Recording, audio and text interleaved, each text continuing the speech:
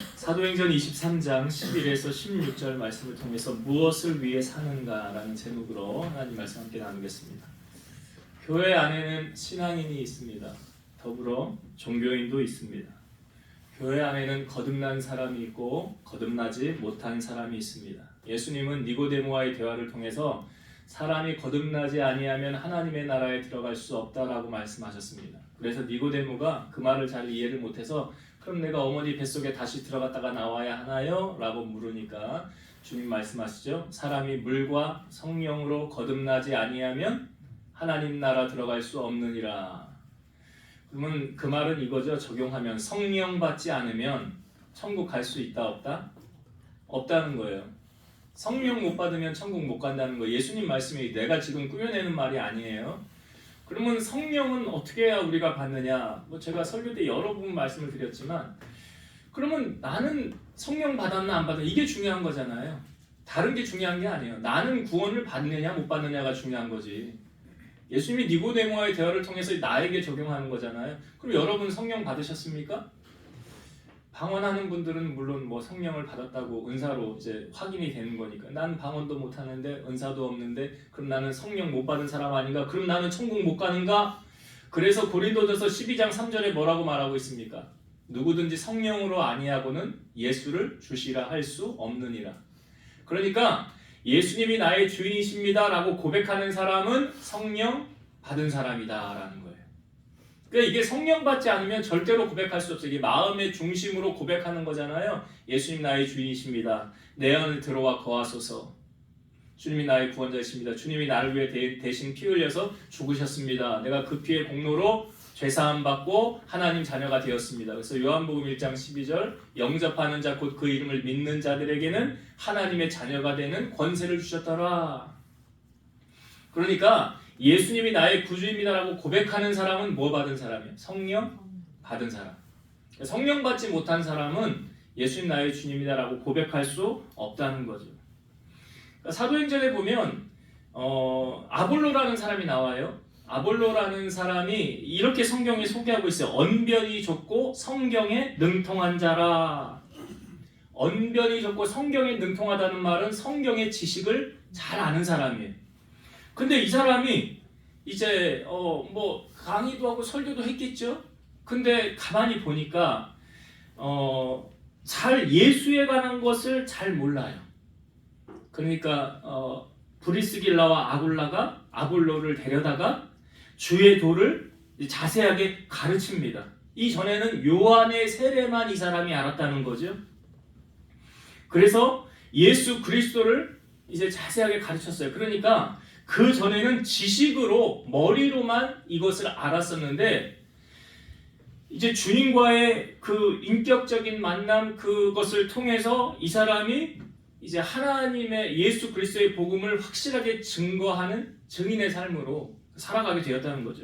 사도행전 1장 8절에 보면 오직 성령이 너에게 임하시면 어떻게 된대요? 너희가 권능을 받고 예루살렘과 온 유대와 사마리아와 땅끝까지 이르러 내 증인이 되리라. 그러니까 성령 받으면 증인의 삶을 살아요. 왜? 예수님이 나의 구주이시니까. 예수님이 나의 전부시니까. 나의 주인이시니까. 그 주님을 전하며 살게 되더라는 거죠. 우리가 주님과 인격적인 만남이 왜 중요하냐면 예수님께서 이 거짓 선지자들을 향하여 이렇게 말씀하셨거든요. 산성순 마태복음 7장 22, 23절입니다. 그날에 많은 사람이 나더러 이르되 주여 주여 우리가 주의 이름으로 선지자 노릇하며 주의 이름으로 귀신을 쫓아내며 주의 이름으로 많은 권능을 행하지 아니하였나이까 하리니 그때 내가 그들에게 밝히 말하되 내가 너희를 도무지 알지 못하니 불법을 행하는 자들아 내게서 떠나가라 하리라. 여기 이 사람들이 어떤 기적과 능력을 행하였다고 말합니까? 귀신을 쫓아냈대잖아요. 많은 권능을 행했대잖아요. 병도 고쳤대잖아요. 그런데 예수님은 이 사람들을 모른다라고 말하잖아요. 나는 너를 모른다. 주님이 모르지는 않죠. 상관이 없는 거죠. 머리털 끝까지도 다 아시는 주님이신데요. 그러니까 이적과 기사가 중요한 게 아니라니까요. 정말 중요한 건 뭐냐면 주님이 나중에 우리가 주님 보좌 앞에 다 설 거 아니에요. 주님이 나 너 모른다 그러면 어떡할 거예요? 지옥으로 가는 데는 줄이 엄청나게 많이 섰는데요. 천국으로 가는 곳은 줄이 별로 없대요. 뜸하대요. 왜요? 그리로 가는 자는 좁은 길로 가야 되는데 좁은 길로 안 가고 사람들이 넓은 길로 가려고 하니까, 편한 길로 가려고 하니까 그 천국 문으로 들어가는 그 입구에는 아주 한산하다고 말합니다. 정말 우리가 주님 나라 가기 위해서는 주님이 이렇게 말씀하셨어요. 나더러 주여 주여 하는 자마다 다 천국에 들어갈 것이 아니요 하늘에 계신 내 아버지의 뜻대로 행하는 자라야 들어가리라. 주여 주여 하는 자가 천국 가는 게 아니래요. 아버지 뜻대로 살아야 된다는, 살아야 된대요. 살아야. 그리고 반석 위에 집을 짓, 모래 위에 집을 지은 집, 그 다음에 바로 예수님 말씀하잖아요. 하나님의 주님의 말씀을 듣고 행하는 자는 그 집을 어디에 져요? 반석 위에 집. 행하지 않는 사람은 집을 어디다 져요? 모래 위에. 이 차이가 어디서 나느냐? 환란이 오고 풍파가 올 때 그 집이 풍랑이 일면은 그 모래로 세운 집은 어떻게 돼요? 쓰러지는 거예요. 그러나 반석 위에 집을 지은 사람은, 그러니까 여러분, 아는 것이 많은 게 중요한 게 아니에요. 아볼로도 제가 아까 말씀드렸듯이 지식으로는 많이 알아요. 근데 그 지식으로 아는 게 중요한 게 아니라 내가 주님을 정말 나의 삶의 체험으로, 인격적인 주님으로 나의 주인으로 모시고 사느냐 그렇지 않느냐가 중요한 거예요. 행함이 없는 믿음은 그래서 죽은 믿음이라고 하고요. 요한복음 14장 15절 너희가 나를 사랑하면 나의 계명을 지키리라. 주님을 사랑하면 주님의 말씀대로 사는 것. 우리가 모르고 행하지 않는 것하고요, 알고 행하지 않는 것하고는 차원이 다른 문제입니다.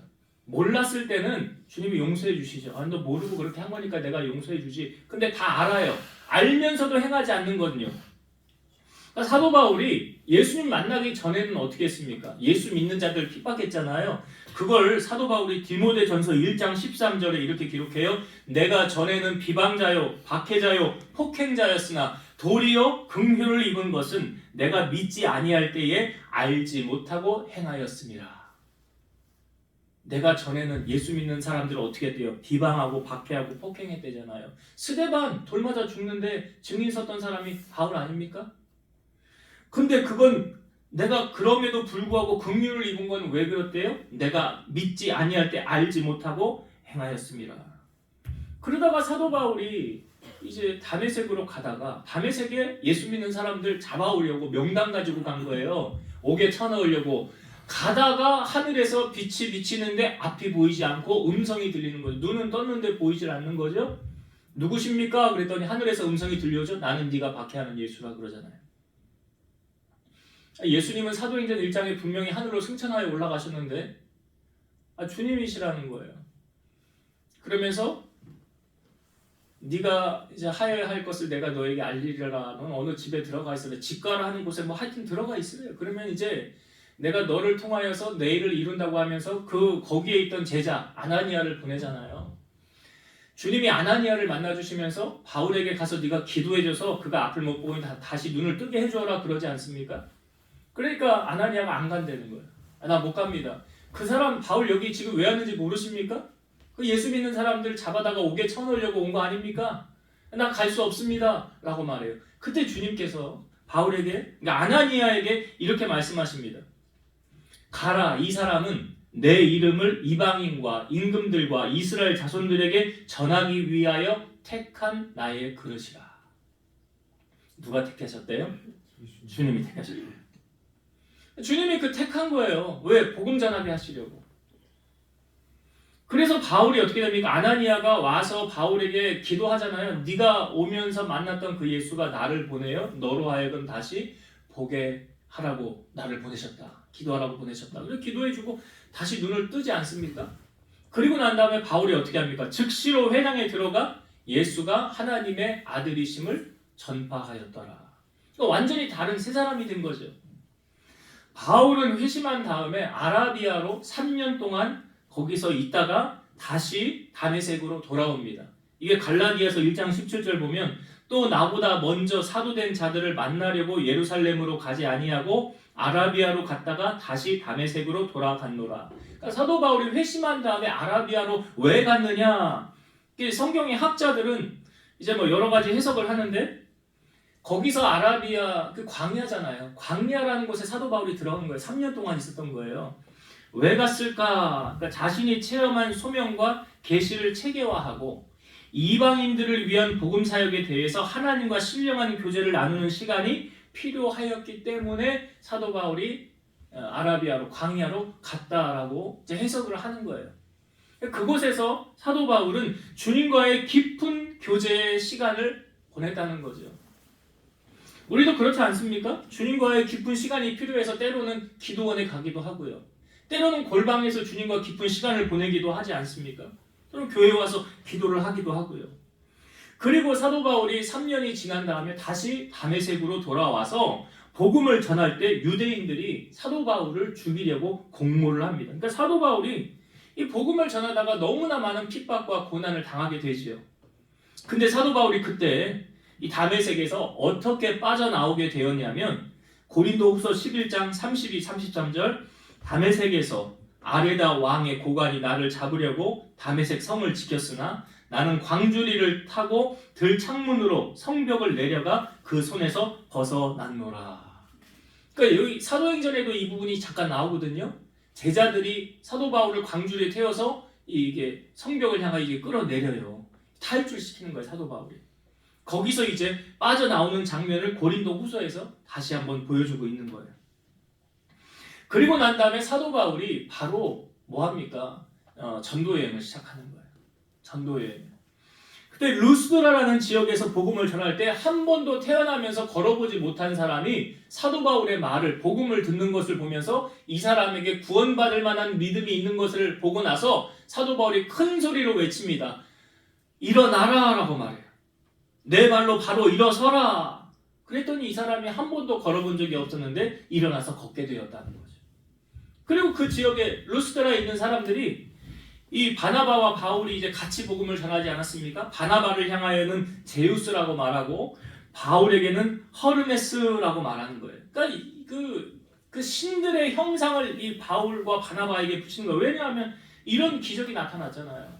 한 번도 못 걸어본. 그러니까 바울은 그 현상을 보면서 사람들에게 내가 한 게 아니라고 그러죠. 내가 한 게 아니라고. 나를 높이지 말라고. 하나님이 하신 거라고. 주님이 하신 거라고. 그리고 그 뒤에 유대인들이 이제 이 바울을 쫓아와요. 이 안디옥 그 전에 이고니온에서 복음을 전했던 그 사람들이 바울을 향하여 죽이려는 마음을 가지고 와서 바울을 향하여 돌을 던집니다. 그리고 죽은 줄 알고 밖으로 끌어내칩니다. 정말 죽은 줄 알았어요. 근데 바울이 다시 일어나요. 그리고 또 복음을 전합니다.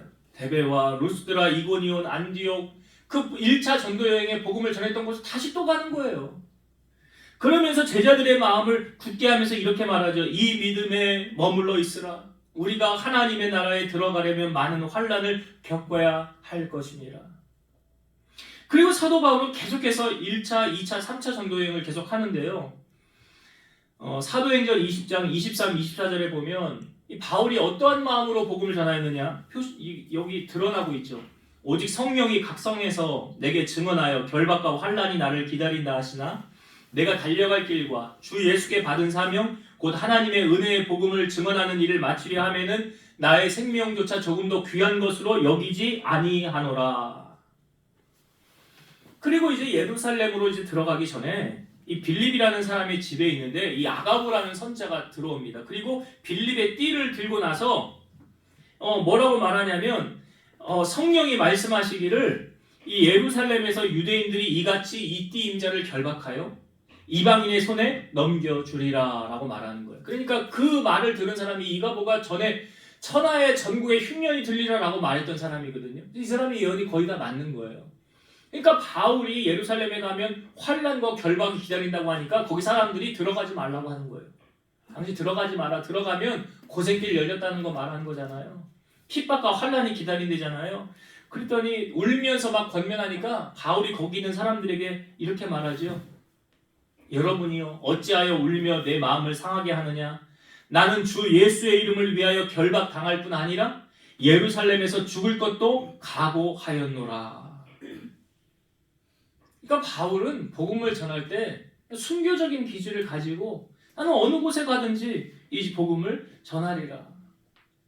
그래서 예루살렘에 가요. 근데 그 아시아에서 따라온 유대인들이요, 이 성전에 있는 바울을 보고 가서 잡습니다. 그리고 막 때리는 거예요. 그러니까 이 천부장이 가서 이게 무슨 일이냐, 군인들을 시켜서 제재를 시킨 다음에 이 바울을 잡아서 두 쇠사슬로 이제 결박을 한 다음에 이 영내로 들어가려고 할 때 바울이 부탁을 합니다. 내가 여기 있는 사람들에게 한 번 말할 수 있는 기회를 달라고. 그래서 그들이 이제 유대인들이 다 모여있는 그곳에서 그가 예수님을 만난 사건을 또 전하는 거예요. 사도행전에 보면 사도 바울이 다메섹에서 예수님을 만난 사건이 있지 않습니까? 사도행전 9장에 그 예수님을 인격적으로 만났던 그 체험을 사도 바울이 2번을 또 전하고 있거든요. 근데 그때 사도 바울이 이제 사도행전 여기 22장에 보면 그 복음을 전하는 거예요. 내가 다메섹에서 주님을 만났다고. 그 주님이 지금 우리와 함께 하시고 하늘나라에서 우리를 기다리고 계신다고. 그러니까 여러분들도 예수님을 믿어야 된다고 전하니까 이 사람들이 막 반발을 하면서 일으키는 거죠. 그리고 사도 바울을 이제 이게 어떻게 되냐면 죽이겠다는 거예요. 내가 사도 바울을 저 사람을 그냥 가만히 두지 않겠다. 저 사람을 죽이겠다라는 막 사람들의 유대인들이 반란이 일어나기 시작하는 거예요. 그러니까 이 책임자인 천부장이 이제 잡아서 결박시켜서 넣어놓으라고 그러니까 채찍질하라고. 그러니까 사도 바울이 이렇게 말합니다. 나 로마 시민인데, 나 로마 시민권 갖고 있는데 나에게 이렇게 하면 되겠냐고. 그러니까 이 사람이 깜짝 놀라면서 나는 로마 시민권 돈을 많이 들여서 샀는데 너는 어떻게 로마 시민이 됐냐 그랬더니 나는 태어나면서부터 로마 시민이 됐다고. 그러니까 사도 바울이 로마 시민권을 어떻게 얻게 되었느냐, 뭐 이것도 신학자들의 의견이 분분한데요. 사도 바울이 태어나면서부터 로마 시민권이 되었다는 것은 그 부모가 그 로마의 다소라는 지역이 이제 로마의 그 가까운 도시에 있었는데 이 부모가 이 로마에 큰 공원을 세웠거나 아니면 부모가 이제 노예 생활로 하면서 이 10년 동안 로마 일에 헌신하였던 사람들에게 이 로마 시민권을 주었거나 아니면은 이제 다소라는 그 도시에서 하여튼 로마에 충성하였던 이 사람들에게 로마 시민권을 주었거나 뭐 의견이 여러 분분하니까 어느 것이 정답인지는 몰라요. 근데 중요한 사실은 뭐냐면 사도 바울이 태어나면서부터 로마 시민권을 가지고 태어났다는 거죠.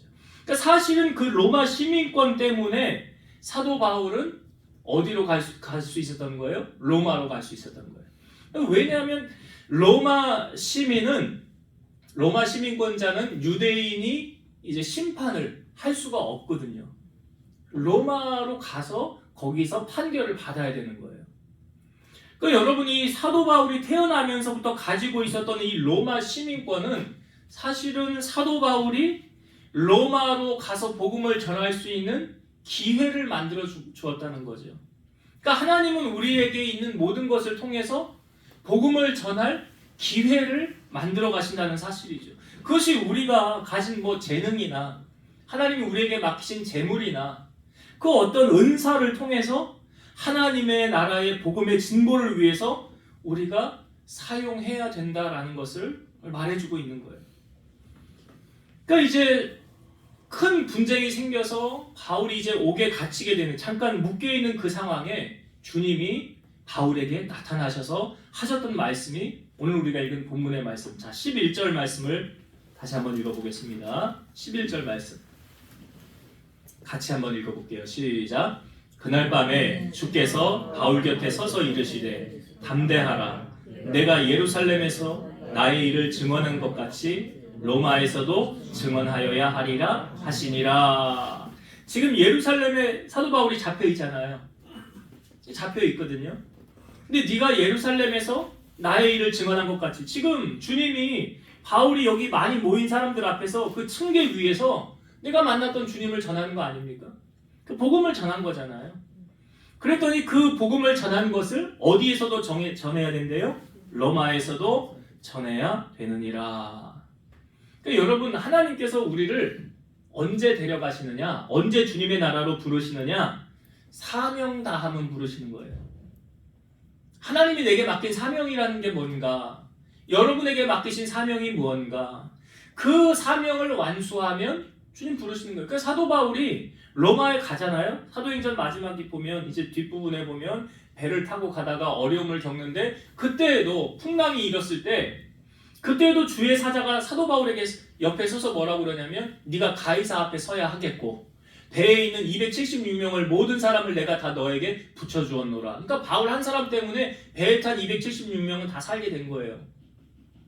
가이사 앞에 서야 하겠고가 무슨 말입니까? 가이사 황제잖아요.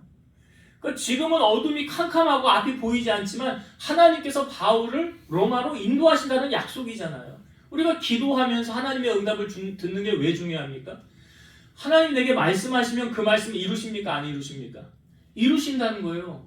그 때는 언제인지 우리는 알 수 없어요. 그러나 반드시 하나님이 우리에게 하신 말씀은 반드시 이루신다는 거예요. 지금 로마에 가서 복음을 전하리라. 그런데 가다가 풍랑이 일고 앞이 보이지 않고 캄캄하고 배가 언제 전복될지 모르는 그 위기를 처하지 않습니까? 그러면 내 사명 여기서 끝나는 거 아니야? 라고 말하는 그런 어둠이, 그런 두려움이 임하는 찰나에 주님이 또 말씀하시면 너 가이사 앞에 갈 거야. 내가 너 인도할 거야. 그러니까 우리가 신앙인들이 뭘 붙잡고 삽니까? 말씀 붙잡고 사는 거예요. 주님이 내게 하신 말씀 붙잡고 사는 거라고요. 밥을 많이 먹어야 해서 그래서 주 예수님 말씀한 사람이 떡으로 사는 게 아니래잖아요. 하나님 입에서 나오는 말씀으로 살 것이니라. 그러니까 바울에게 지금 주신 주님이 사명이라는 것을 주시잖아요. 로마 가서 복음을 전하야 하리라. 그러니까 사도 바울이 나중에 로마로 갔다가 잠깐 풀려났을 때 서바나로 스페인 서바나에 가서도 또 복음을 전하고 다시 돌아와서 나중에 이제 로마에서 바울이 순교 당하는 참수형을 당하는 일을 겪고 그의 생애가 마감하지 않습니까? 그러니까 우리에게도 주님이 주신 사명이라는 것이 반드시 있다. 그 사명을 이루기 전까지는 주님이 절대로 우리를 데려가지 않으신다. 오늘 이 말씀을 우리에게 다시 한번 해주고 있는 거고요. 지금 바울이 이제 잡혀 있는 상황 아닙니까? 그런데 자, 바울을 죽이려고 동맹한 사람들이 일어납니다. 어떤 사람들이 일어나? 자, 성경을 오늘 본문을 다시 볼게요. 12절부터 제가 14절까지 먼저 읽어볼게요. 나리샘의 유대인들이 당을 지어 맹세하되 바울을 죽이기 전에는 먹지도 아니하고 마시지도 아니하겠다 하고 이같이 동맹한 자가 40여 명이더라. 대제사장들과 장로들에게 가서 말하되 우리가 바울을 죽이기 전에는 아무것도 먹지 않기로 굳게 맹세하였으니. 자, 바울이 지금 잡혀 있는데요. 바울을 죽이기 전에는 이 사람들이 어떻게 하겠다는 거예요? 먹지도 않고 마시지도 않겠다는 거예요. 그렇게 굳게 몇 명이 맹세를 했대요? 40명이 맹세를 했더라. 그럼 자기들이 먹지도 않고 마시지도 않겠다는 게 다른 표현이 뭐예요? 목숨을 걸겠다는 거예요, 거기에. 뭐에 목숨을 걸겠다는 거예요? 바울을 죽이는 거에 목숨을 걸겠다는 거예요. 바울을 죽이는 거예요. 여러분 이 사람들을 보면서 이 사람들이 좀 대단하다라고 생각이 되십니까? 아니면 한심하다라고 생각이 되십니까? 우리가 이 땅에서 성공하려는 목적이 뭐예요? 여러분 왜 성공하려고 하십니까? 혹 성공하려는 분명한 목적이 있습니까? 내가 성공하려는 것이 혹시 원수를 갚기 위해서는 아닌가? 내 의의를 드러내기 위해서는 아닌가? 내 자랑을 하기 위해서는 아닌가? 말로는 하나님을 위한다고 하면서 자기 배를 불리고 자기 사욕을 채우기 위함은 아닌가? 분명한 목적이 있냐 말이죠. 성경은 우리에게 이렇게 말합니다. 자기를 위하여 살고자 하는 자는 죽고요. 주님을 위하여 죽고자 하는 자는 살리라. 우리가 정말 하나님의 도움을 경험하길 원한다면 하나님을 위하여 우리는 일을 해야 되는 거예요. 그러니까 나의 성공이 하나님의 영광을 위한 것입니다 라는 분명한 목적과 뜻이 서 있어야 된다는 거죠. 지금 여러분 사도 바울이 복음을 전하다가 어려움을 당하였잖아요. 그렇죠? 복음 전하다가 지금 갇혀있는 상황이고 그것에서 모자라서 유대인들 40명이 결탁을 해서 바울을 내가 죽여야 되겠다. 죽이기 전에는 먹지도 마시지도 않겠다라고 하지 않습니까? 이게 불을 켜고 사도 바울 죽일 생각만 하고 있는 거예요. 근데 이들의 계획이 실행이 됩니까? 안 됩니까? 자, 실행이 되는지 안 되는지 한번 보세요. 15절과 16절 말씀. 이제 너희는 그의 사실을 더 자세히 물어보려는 척하면서 공회와 함께 천부장에게로 청하여 바울을 너희에게로 데리고 내려오게 하라. 우리는 그가 가까이 오기 전에 죽이기로 준비하였노라 하더니. 어떻게 하겠다는 거예요?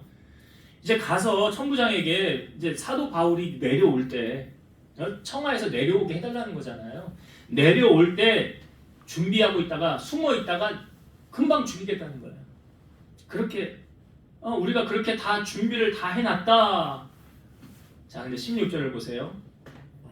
바울의 생질이 그들이 매복하여 있다 함을 듣고 와서 영내에 들어가 바울에게 알린지라.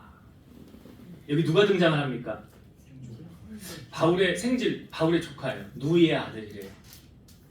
바울의 누이의 아들이 등장을 하고 있어요. 여러분, 성경에요, 바울의 가족들이 등장하지 않아요. 바울의 가족이 등장하지 않아요. 성경 학자들은 이 바울이 개종한 후에 가족들로부터 소원해졌다고 말을 합니다. 그런데 이런 위기 상황에서 지금 하나님은 바울의 조카를 등장시켜서 그 위기를 지나가게 한다는 거죠. 그러니까 하나님이 하신 일이, 제 성경을 보면서 참 하나님 생뚱맞게 일하시네. 전혀 생각하지 못했던 새로운 인물을 지금 들추어내시잖아요. 바울의 조카가 여기 등장할 줄 누가 알았어요? 그리고 그들이 말하는 것을 다 옆에서 듣고 있을 줄 누가 알았어요? 우리가 저번 주에 말씀을 나눌 때, 에스더서 말씀을 나눌 때요, 그 아하수에로 왕을 죽이려고 모함하는 사람들이 있잖아요. 음모했던 사람들. 근데 그 사람들 그 음모를 누가 들었어요? 모르드게가. 다 듣고 에스더에게 말해서 그걸 조사를 실정해서 입을 다 무마시키지 않았습니까? 그리고 나서 나중에 왕이 자만올 때 역대기를 가져다 읽을 때 모르드게가 내 생명을 구했네. 그 사실 거기서 듣게 되잖아요. 이런 위기 상황에서 하나님이 하시는 일이 놀랍지 않습니까? 그래서요, 이 바울이 자기 생질 조카를요, 천부장에게 보내서 이 모든 사실을 다 이야기하게 합니다.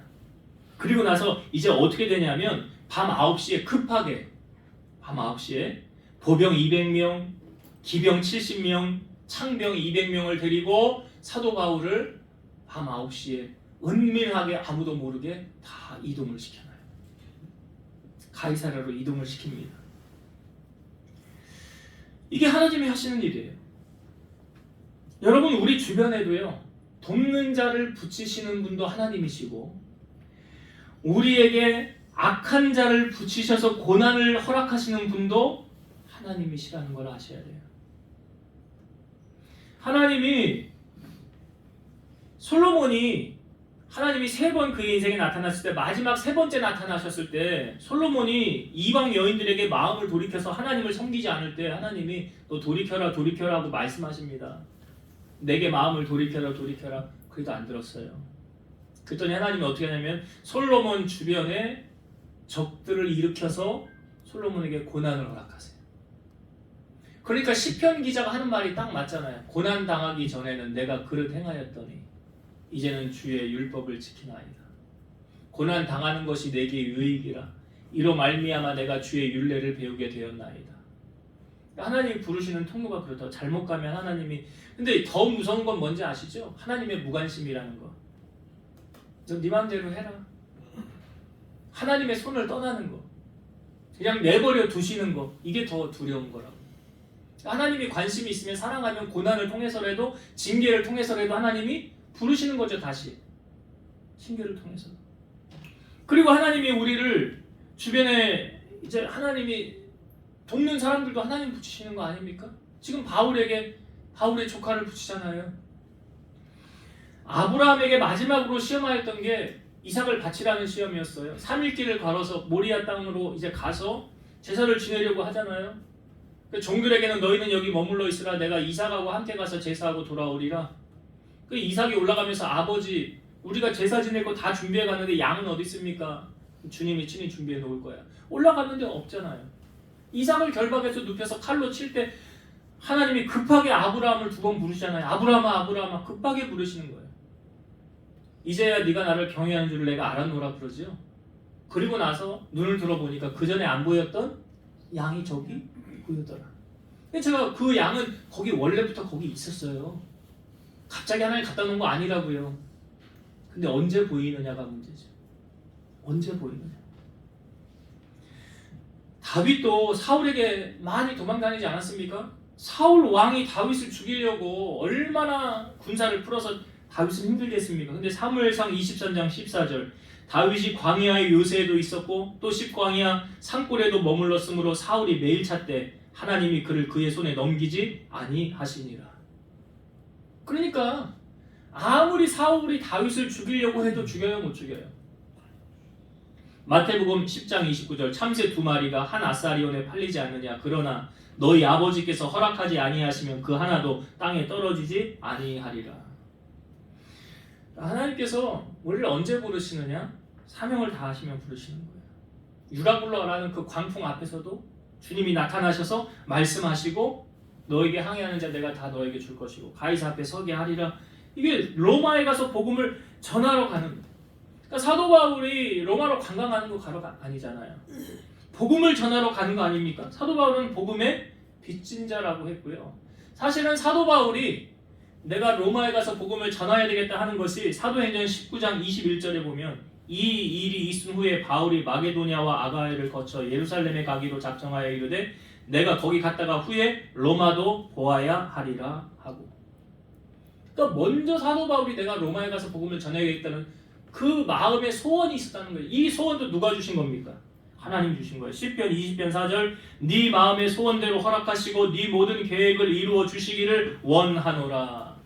그러니까 하나님이 우리 마음에 소원을 주시는 거예요. 빌립보서 2장 13절 너희 안에서 행하시는 이는 하나님이시니 자기의 기쁘신 뜻을 위하여 너희에게 소원을 두고 행하게 하시나니.